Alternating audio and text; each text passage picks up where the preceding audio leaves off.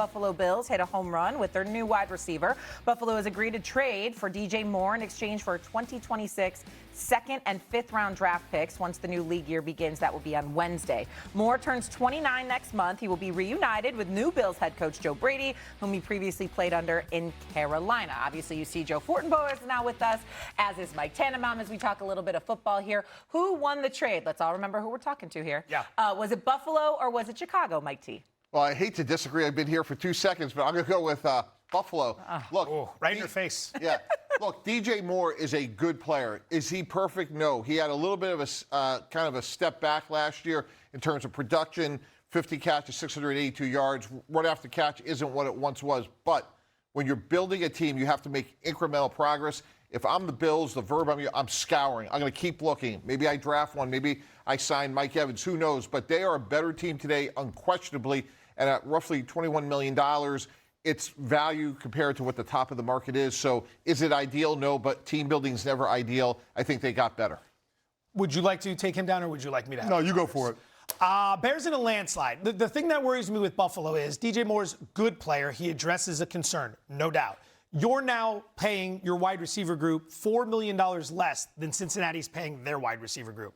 They get Chase and Higgins out of that. You have DJ Moore, who, good, and then what else after that? That's a bit of a concern. On the Bears side, be proactive, not reactive. They've known a day like this could be coming. The Luther Burden draft pick gave them the flexibility to go out there and look at Moore and say, more liability than asset. We can cut that money. We can pick up a second-round pick in return. The return on this is a haul for the Bears, which now opens up some freedom to go up and address the rest of the roster. Yeah, it's the Chicago Bears with the caveat of let's wait and see what they do with all of the draft capital and cap space that they've freed up, right? They've got $32 million in cap space, and they have 4 picks in the first 2 days of the NFL draft. Now, do they use all of that draft capital on kids coming out of college? Do they package together those picks to try to reallocate resources toward the defensive side of the ball? We'll have to take a wait-and-see approach. But make no mistake about it, when it comes to this trade, the Buffalo Bills paid a premium for DJ Moore.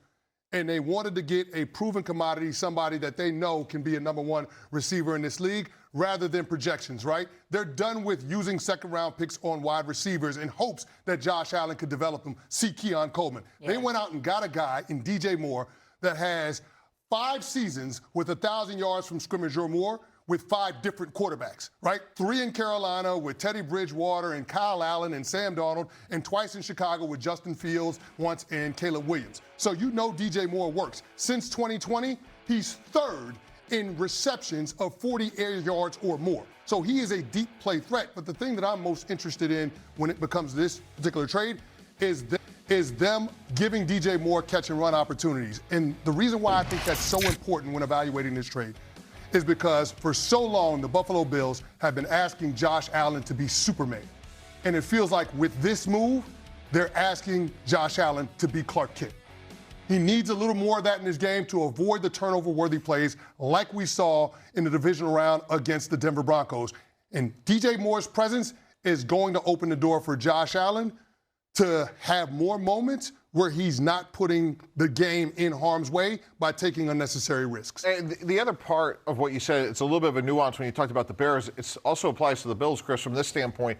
When you're running a team, you want to go into the draft with as many boxes checked as possible to give yourself flexibility. So if we were sitting here last week, the 4 of us, we'd say, like, oh, at 26, they got to draft a receiver. Well, now they could draft a receiver. They don't have to. So be it defensive end, another corner, they have 2 interior offensive linemen that are free agents. It gives them a little bit more flexibility. So, again, is DJ Moore a bona fide number 1? Probably not anymore, but they got incrementally better, and let's see what they do at 26, because that has to be part of this evaluation. So you guys probably know this better than me, but from what I understand with Buffalo, they like to run 2 tight end sets, right? More so than they like to spread you out with a bunch of wide receivers. So now you get a guy like DJ Moore, in addition to the tight ends you already have, those big bodies, right? Do you need more than that? Is this an upgrade at the wide receiver position for them? Do they need another number 2, like to Joe's point? Absolutely. You got to keep scouring, because, Shay, for them to get to where they want to go, which is the Super Bowl, you got to score a lot of points in the AFC. And Khalil Shakir is a good player. Dalton Kincaid is a good player, but they need another weapon on the outside. So that could be Mike Evans maybe on a value on a 1-year deal. You wait and see on him. Maybe you draft a bona fide number 1 at 26 if it falls into your lap. So absolutely, they got to keep going. Maybe Keon Coleman develops late. We always talk about quarterbacks. Their development is never in a straight line, so you don't close the door on him. But you absolutely have to keep going because even though you do play 12 personnel, you need the flexibility to put another big body out there. I see this one a little bit differently than Mike T. I think we've got to get out of this mode of expecting Josh Allen to score a touchdown on every single possession. That's what the Buffalo Bills have to get away from. I think they have enough now with DJ Moore on the offensive side of the ball. You got the league's leading rusher in James Cook, right? You've got 2 tight ends you feel pretty good about. You've got DJ Moore, a former number one draft pick for the Carolina Panthers at wide receiver. They have enough firepower on offense. They got to find ways to stop people. And when you look at their front seven and some of the guys on their defensive front that are graduating, how are they going to put pressure on opposing quarterbacks? They started last year with their draft in addressing the defensive side of the ball. They put a ton of draft picks on the defensive side of the ball. We'll see how those guys develop. But they need to add more pressure players on defense. They need to add more guys that can be force multipliers. You look at that defense, there is nobody that you point to and you say that guy can be a game wrecker. So I'm with you, Mike T. There's more work to be done for Brandon Beane and the Buffalo Bills. I just think that work needs to focus on the defensive side of the ball. To your point, they were like 20th in sacks last year. They can't get after the pass rusher, so you'd hope the secondary can cover up for that deficiency. They got problems in the secondary, too. So on all 3 levels, and Milano's not getting any younger, and he doesn't stay healthy.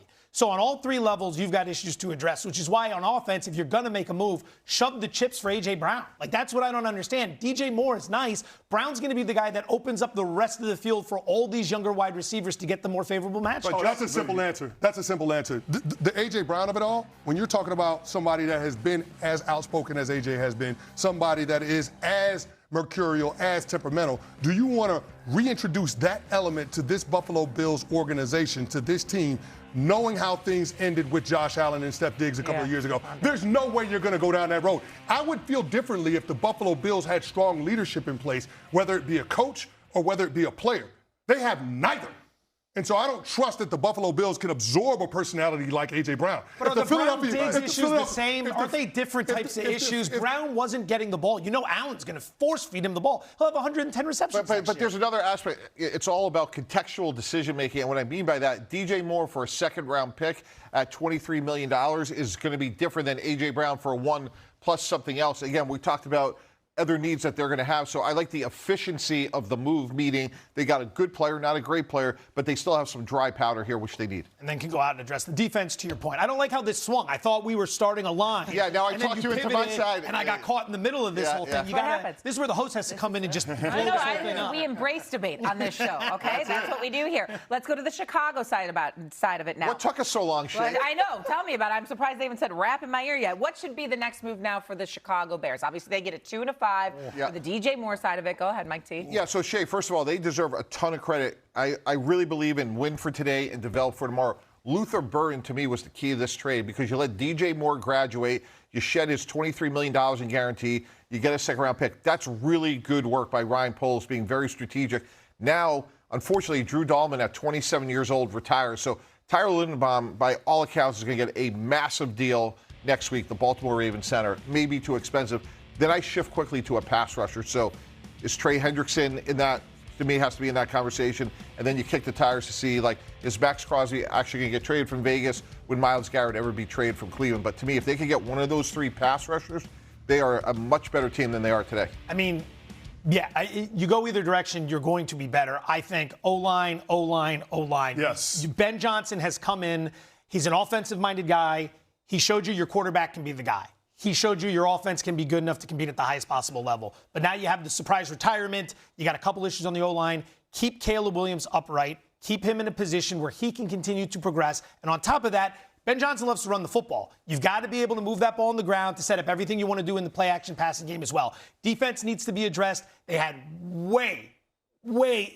I don't want to say too many, but they forced so many turnovers last year. They're not going to be able to lean on that again. So the defense is going to have some issues, but offensively, you can't let that O-line slip and then put Caleb Williams in a situation where he could regress coming off such a big year. The other thing is the defense was so reliant on sending the blitz to manufacture pressure. They were bottom 5 in explosive plays allowed last year. Something about that has to change. You either got to add pass rushers up front, or you got to add more help on the back end, or you got to do a combination of the two. But they've got free agents in that regard in the back 7 they've got some work to do on that side of the ball. So I'm not sure how Ryan Poles navigates the offseason. I would prioritize protecting Caleb first and foremost and trying to go add a center and interior offensive lineman.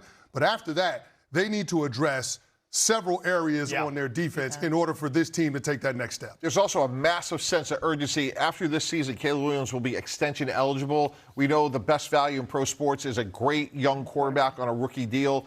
So that changes everything. Look, I'm not saying that's going to get done, a year from today, but certainly if we're running the Bears, we got to be thinking about 60, whatever that number is, $65 million a year is not too far away.